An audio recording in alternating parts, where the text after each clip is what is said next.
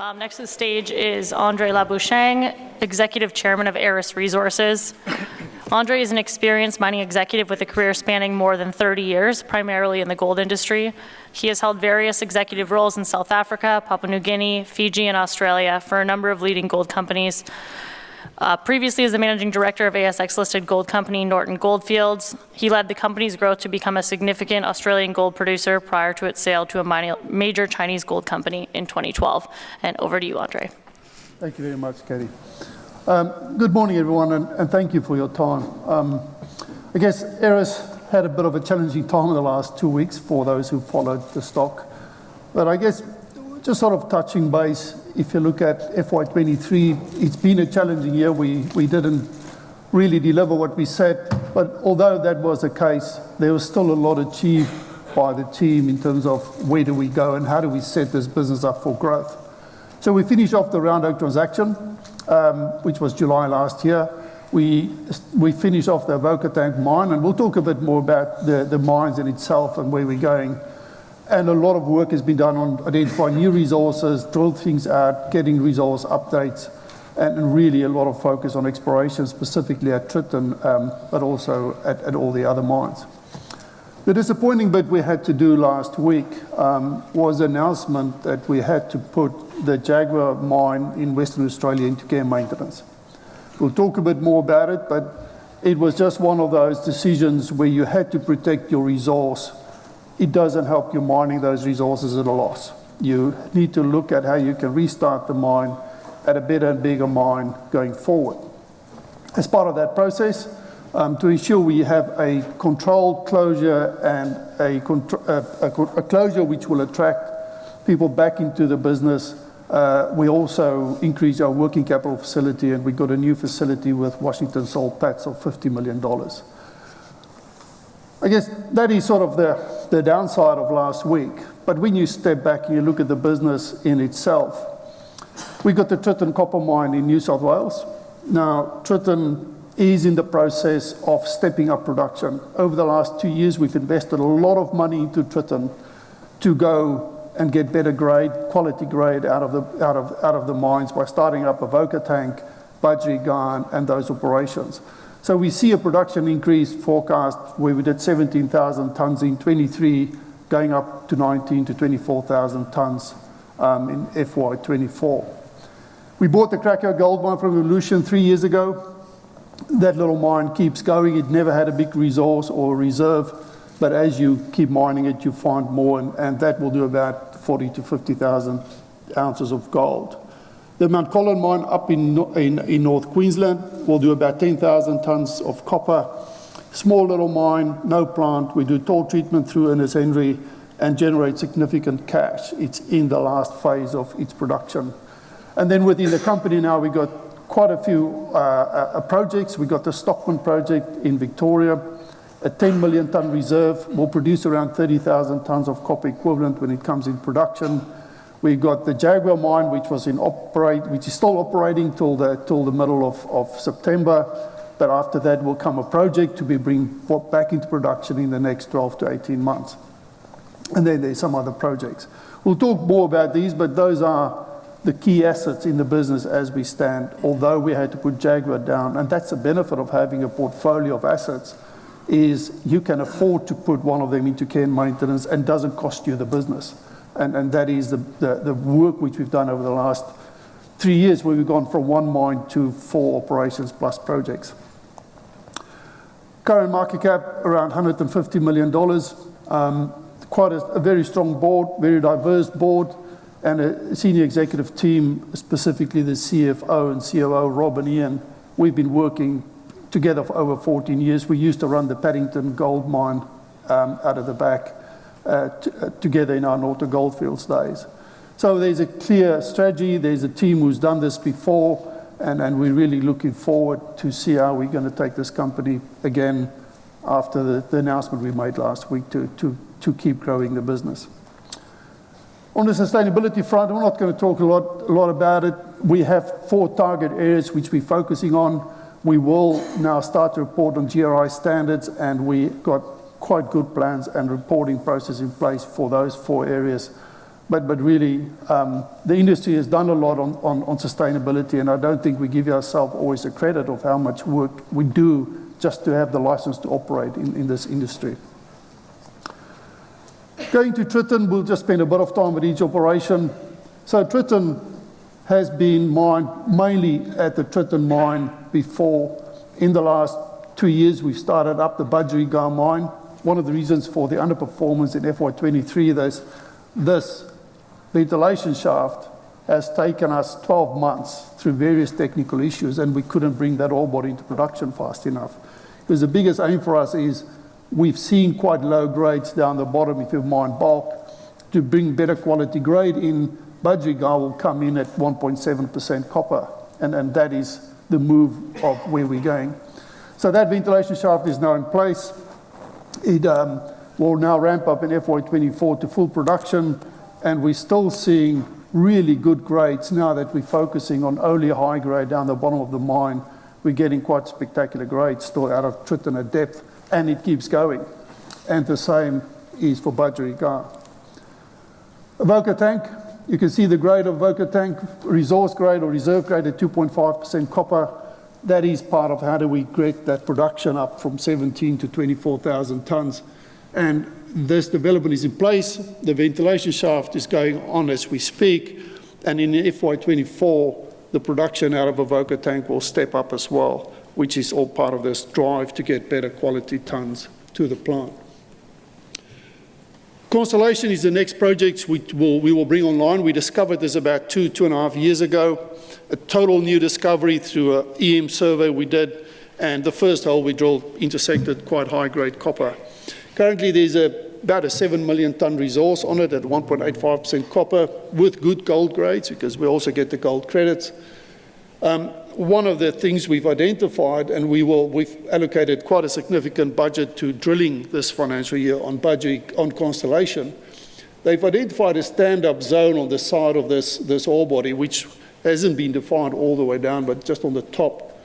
So the exploration team will drill that out. If that stand-up zone does come in for the ore body, it will make a significant economic difference. So we've allocated a lot of money, about $10 million this year on drilling, finish off the feasibility studies and the approval processes to bring this into production as quickly as we can to then further enhance that, keeping the mill full at 1.8 million tonnes and keep the grade up as we step Triton up. Now, 10 years ago, I would have stand right here where I am and said Triton has got 4 years life left. 10 years later, we're saying with this discovery and what we know of all the other resources, there's 7 to 10 plus years mine life left.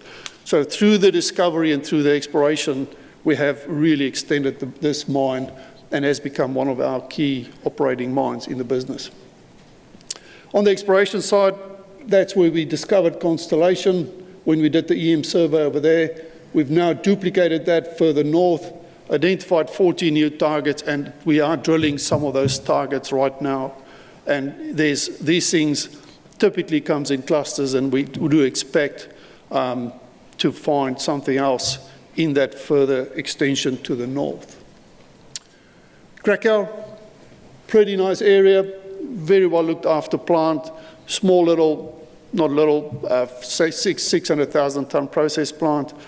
Now, it has always just been mined in this Western Vein field for quite a while. We're still mining there. We keep on discovering new ground and new extensions. For this year's plan, we are lifting the tailings down to give us capacity for another 3 years, because we do believe in the geology, that you'll find more extensions in the Western Vein field. We also identified the Golden Plateau deposit, which has been mined before.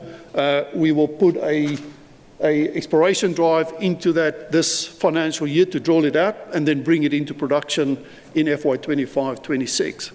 And that's sort of the current focus. The biggest opportunity for us, and that's the reason why we keep this mine going, is the Southern Vein field down the bottom. It hasn't been really explored.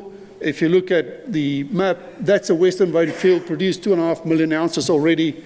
You've got the Golden Plateau side, which is 1 million ounces, and nothing down south.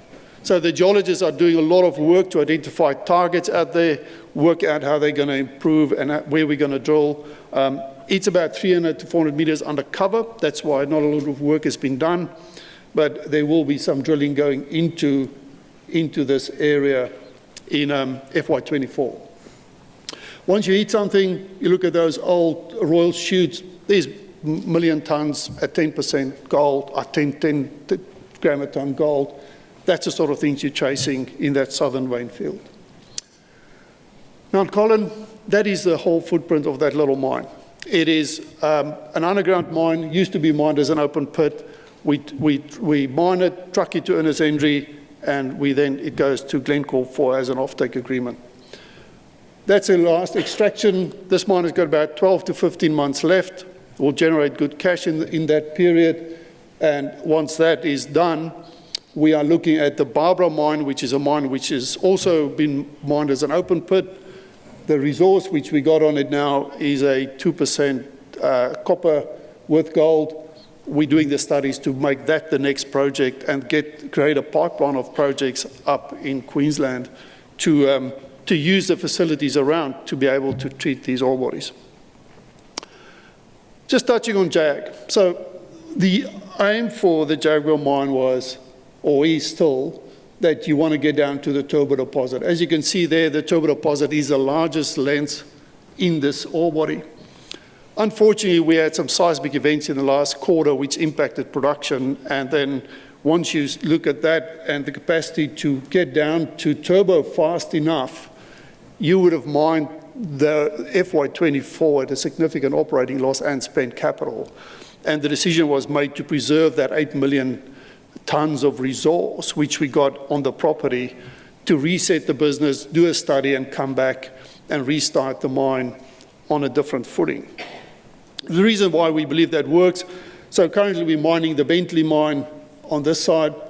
We have the Jaguar underground mine, which was mined before. We're busy pumping it out, and we'll be reassess of going back into there. There's 2.2% copper plus zinc down in Jag. So the aim is to take a step back and say, how do we improve the capacity throughput through the Jag plant? Currently we're doing about 500,000 tons. It's got a capacity to do over 600,000. So if you mine two deposits at any time at the same time, push them all through to 650, 700,000 tons, you will have a long life asset doing about 20,000 tons copper equivalent production. That study will start in the next few months. It will take us about 6 to 12 months. But then the aim is to make sure you start these mines all at the same time. There's also Teutonic Bore Pit, which is another cutback, and the Triumph deposit or mine has got approval to start at any time, so you can bring those all into the production. And that's where that 8 million tons of above 3% copper equivalent grades is sitting. So we're very confident that we will start this back up. There's an image of the Jag mine. There's a resource currently of 800,000. A couple of months there was nothing. So we're reassessing that and actually busy pumping it out. And as part of the time we in care maintenance, we will start to do rehab to get back into the Jaguar underground mine as we go forward. Then great exploration package. It's right in the middle of a 25 million ounce gold deposits through various guys around us. Hasn't really been tested for gold. There's good base metal opportunities, so while we're in care maintenance, we'll also keep looking at exploration targets and potential to further explore our tenement package. Stockman project, that's in Victoria. That photo is a photo of the tailings dam after we had snow, beginning of the winter, not even really winter. The tailings dam is already there, it's been approved to be used. The mining lease has been approved. There's 10 million tons at around 3% copper equivalent grades there. We inherited this when we bought the Round Oak asset, so studies is underway to redo the feasibility study and bring that to market and really try to see how quickly we can get this operation into production, because it will produce, if you do 1 million tons, it will produce between 25 and 35,000 tons of copper equivalent production.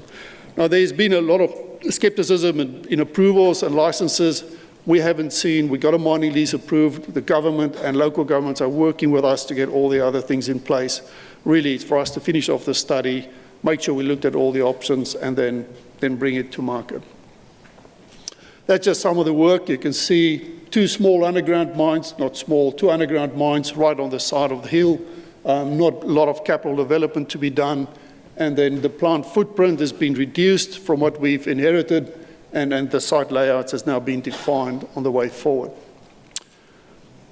I guess, just lastly, why Aeris? We have grown the business a lot in the last 3 years. Mining, you do have your setbacks. Closing Jag or putting care maintenance to us is a setback, not just from a people point of view, but also from where we wanted to go with the business. But I think Jag will come out at a much better business when we bring it back into production. The Stockman project is a great project, and the work the guys are doing show that there's a lot of opportunity. And I do think the business is set up for growth. Each and every mine has got opportunity to grow. Each and every mine has got extensions. There's exploration upside.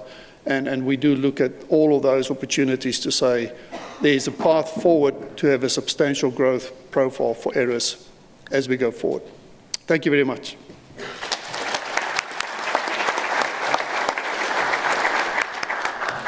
Thank you.